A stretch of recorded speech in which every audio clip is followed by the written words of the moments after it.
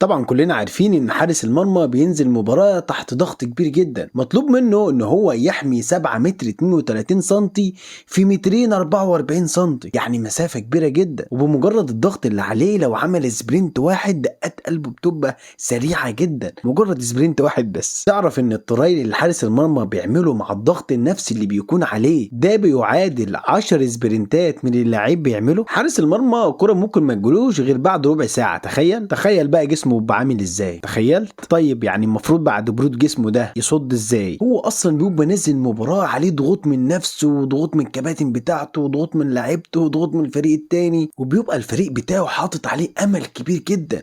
وده الضغط اللي بيكون على حارس المرمى، والامل اللي الكباتن بتوعه والفريق بتاعه والمشجعين بتوعه حاطين في امل كبير جدا ان هو يقدر يشيلهم المباراة دي. كل ده ضغوط على حارس المرمى. اوعى تنسى ان حارس المرمى ده انسان وعنده مشاكل شخصية وعنده مشاكل بيمر بيها برضه في حياته، وساعات نفسيته بتبقى وحشة وساعات ما بيكونش في المود، بس هو بيقدر يقاوم الحاجات دي كلها في سبيل ان هو يقدر يطلع من المباراة باقل اخطاء، ربما بزيرو اخطاء، عشان هو عارف ان مفيش حد هيستحمله ومش هيلاقي حد يصلح له الغلطة بتاعته، لان غلطة الحارس بفور زي ما احنا عارفين. ودايما حارس المرمى لو وقع بياخد شتيمة عمره وما بيلاقيش اللي يسنده، هو دايما بيسند نفسه بنفسه، الجون يدخل فيه من هنا ويقوم يشجع زمايله. حارس المرمى ما عندوش غير فرصة واحدة وقرار واحد بياخده في جزء من الثانية. انت متخيلها؟ حارس المرمى لو غلط مطلوب منه انه يرجع اقوى بعد ما سمع الشتيمة والتهزيق، بعد ما سمع شتيمة من اللعيبة والجهاز والجمهور. حارس المرمى ما عندوش اللي يصلح له لو غلط. حارس المرمى اقوى شخصية في العالم. حارس المرمى